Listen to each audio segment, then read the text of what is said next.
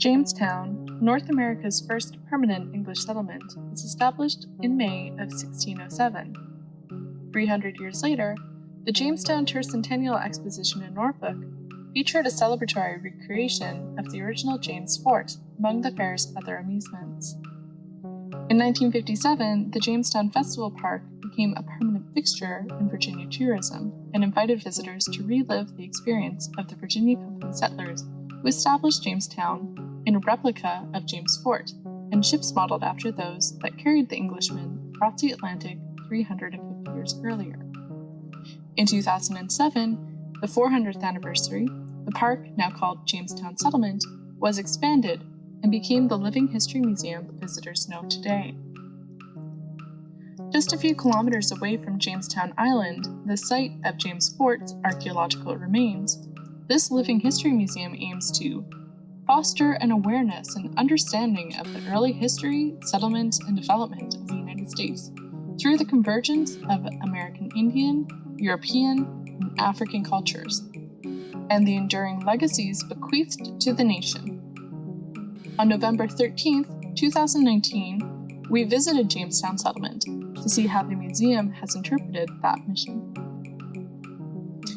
Today on Historia Nostra, we're walking through the Living History Museum at Jamestown Settlement and considering how this site presents the indigenous and settler histories of early Virginia.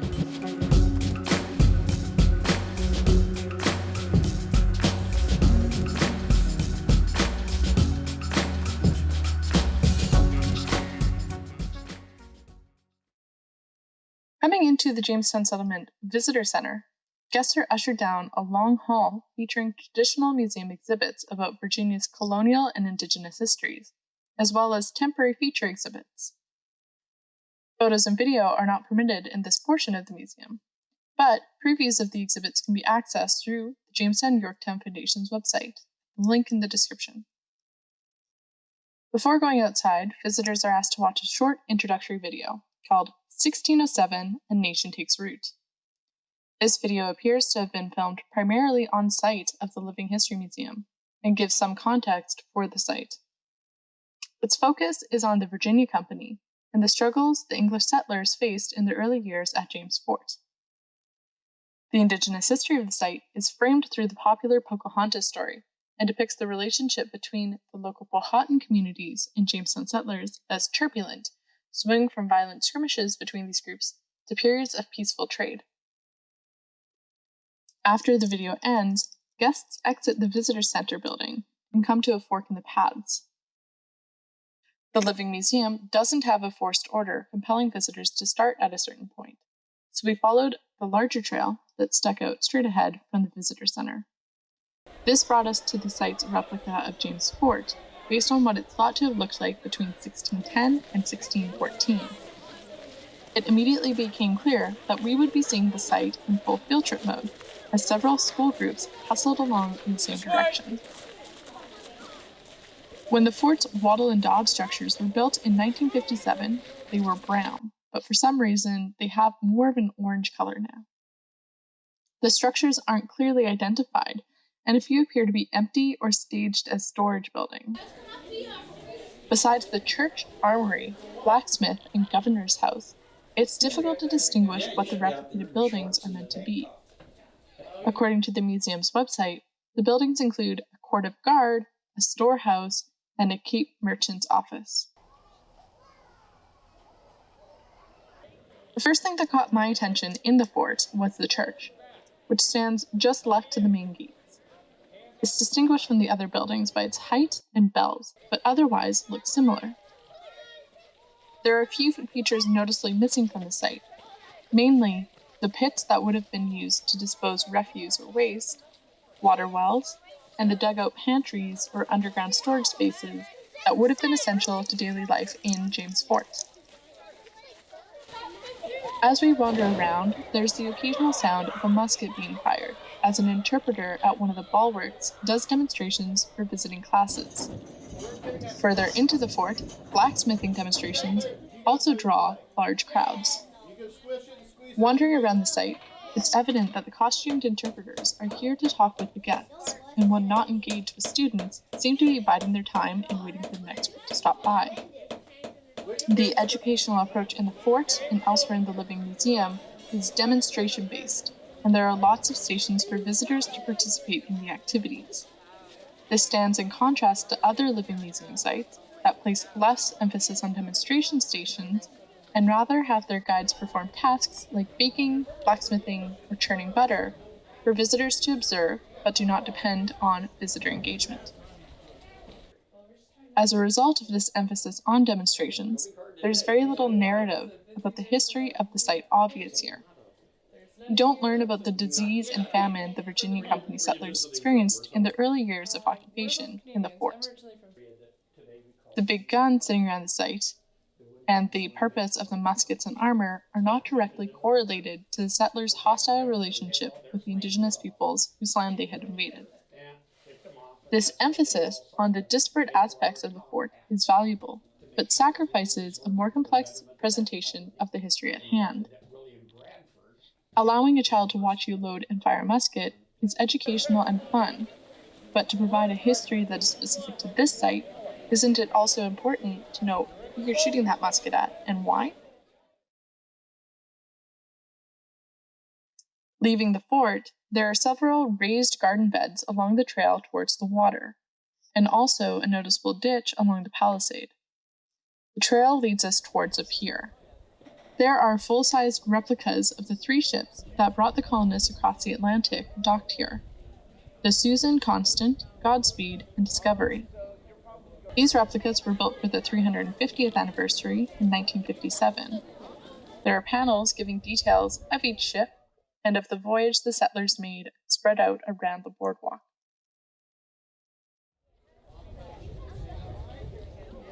Carrying on along the trail, we're brought into the Powhatan village, which is based on what the English settlers recorded about in the archaeological remains of the Powhatan settlements, the indigenous nation whose territory Jamestown was established in. An unavoidable consequence of having a Powhatan village in the same living museum as James Fort is that its proximity to the fort gives the innate impression that local indigenous communities neighbored the fort. This could lead visitors to think that these communities coexisted in relative peace. Spatially, these exhibits are within sight of one another, exacerbating this effect. In reality, within decades of James Fort's construction, the Powhatan had been violently dispersed from their lands or destroyed. In fact, they were among the 17 Powhatan nations that, through constant violence, including the murder of women and children and the destruction of villages, and through disease, ceased to exist by the end of the 17th century. Moving into the village, there are 4 reed-covered structures called Guillakins that are staged as family dwellings. Walking through them, the Guillakins are of different sizes, but are staged in a similar fashion. There are fish traps, baskets of various sizes, and skins hung along the walls and the ceiling. Shelves display other material items and tools. The last and largest Guillakin is largely bare compared to the others, and has benches placed along the sides of a central hearth for visitors to sit while talking with the costumed interpreter stationed there. The interpreter invites us to sit down and explains a little about Powhatan societies, noting that Guillakins are single-family dwellings and are built tall to allow the smoke to clear from the air in the lower level of the structure. A large part of his script focuses on the plants and animals indigenous to the area that made up parts of the Powhatan diet. This emphasis on food and food production is evident throughout the site. The main activity for kids here is to grind cornmeal. There is also an interpreter stationed outside the Guillakin to discuss replica tools that he and other interpreters have made, and hides are stretched out in other areas of the site for groups to be taught how they would have been prepared. Canoe is being burned out at the edge of the site. Particularly a needle like this used for weaving baskets. There is a debate in the scholarship about the meaning and use of differently colored paints among Powhatan communities. The museum has adopted the same conclusion as Helen C. Rountree in her book, The Powhatan Indians of Virginia, Their Tradition and Culture, in which she states that painting of the shoulders and face was both an everyday and dress-up activity for both sexes among the Powhatans. This scholarship is colored by the Jamestown settlers' biases and is based on their observations of the Powhatan. And we have good reason to be skeptical about their accuracy, not least because men like John Smith did not have the opportunity to observe their Indigenous neighbors under normal circumstances. Their very presence would have impacted the Powhatan's behavior. Often, including Indigenous perspectives in the construction of museum exhibits and Indigenous participation in the delivery of their histories, when approached appropriately and with respect, can resolve some of the problems present in Jamestown Settlement's Powhatan village. My biggest critique of Jamestown Settlement is that the museum is not explicit about how they recruit staff to work in the Powhatan village. We asked one of the guides about this, and he told us that many of the guides, himself included, had volunteered at the site as part of their 4-H club, and were later able to secure jobs as historical interpreters through this connection. The issue I see here is that it's unclear to guests like me whether the museum has made an effort to recruit members of local Indigenous communities to work as interpreters in the Powhatan village. I spoke with Helen, an historian who specializes in Indigenous history and who grew up in the Jamestown area of Virginia, to get her thoughts on the museum and about cultural sensitivity at these sites. It's been a long time since I've been home. The last time that I visited the Jamestown settlement was probably in 2011, and I did have several long conversations with interpreters who were in the Powhatan village area. And what I found was that everybody who I was talking to, I think that day, the interpreters I was talking to did all identify as Indigenous, but none of them were Powhatan. Like, some of them were from very far north, and some of them were professional sort of historical reenactors, and others were just people who had an interest specifically in this site. My first concern walking into the Indian village was like, who here is actually Powhatan? Who here can actually represent this historical narrative with more authenticity? I think it's easier for Americans who consider themselves to be white to identify with the European and English narrative, because that is sort of the culture that they identify with, and so that is the historical narrative that they feel themselves a part of. And so even if somebody's grandparent was from Italy or Ireland, I think that they have an easier job making the leap to interpret an English person from the 17th century, because that is in some way part of their own historical narrative. But I think that when we're looking at representing Indigenous people at historical sites, they need to be Indigenous people because of the racist climate here. And preference needs to be given to anything that's closer and closer to the actual tribe or nation being represented, i.e., recruitment should be first and foremost done within the Powhatan community, with all of those individual groups that used to be part of the Powhatan Confederacy. And then outside of that, then you need to recruit people who are within the cultural, linguistic, and geographic group that is closest to that community, and then go out and out and out from there in terms of employment preference. That's what I would like to see at historical sites. Beyond directly asking the guides what their tribal affiliation is, if they have one, a question we regretfully didn't ask any of the guides we interacted with on site, this lack of transparency makes it difficult to discern if the museum has made an effort to hire Indigenous guides. This is a culturally sensitive issue, and there are a lot of reasons that it's important for museums, especially living museums like Jamestown Settlement, to form relationships with local Indigenous communities and work with them both to staff and curate these spaces. But fully unpacking why this is important could be a full video in its own right. The long and short of it is that museums have historically been as racist as any other institution, and to make them less so, minority communities have to be allowed to speak for themselves. In Jamestown Settlement's case, the lack of information about who staffs the Powhatan village is troubling because, in Virginia, as in the rest of North America, you can't necessarily tell if someone is Indigenous simply by their appearance. Fallon also spoke to me about this. I think it's important to remember when you're in Virginia and other places near to here, that because the European settler colonial project started so many hundreds of years ago here, that Indigenous people don't look the same here as they look in Saskatchewan or the Northern Territories or Nunavut. We phenotype differently. So I think it's important to remember when you're visiting the Powhatan village site at Jamestown, that just because those interpreters phenotype as white or European, that they may be enrolled members of tribes. In fact, it's a possibility that they're an enrolled member of one of the Powhatan tribes. A tourist like me wouldn't know if an interpreter is Indigenous or not without directly asking them under the museum's current operations, and it's unclear if the museum has any sort of relationship with local Indigenous communities, such as the Papungi or Mattaponi.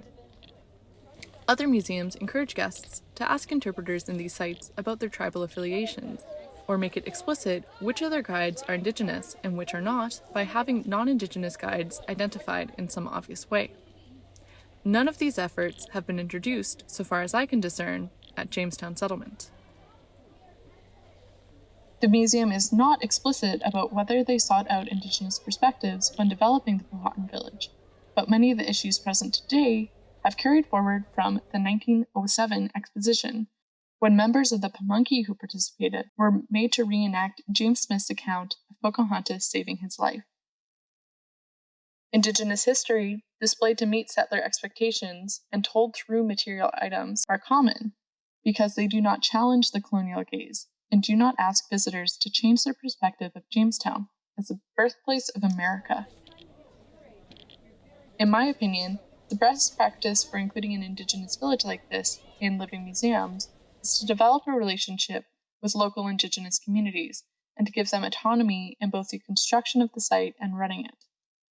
This isn't to say that Indigenous communities are always willing to or should be expected to fill this role, but Indigenous villages that are developed in conversation with Indigenous communities often offer more complex and educationally valuable sites.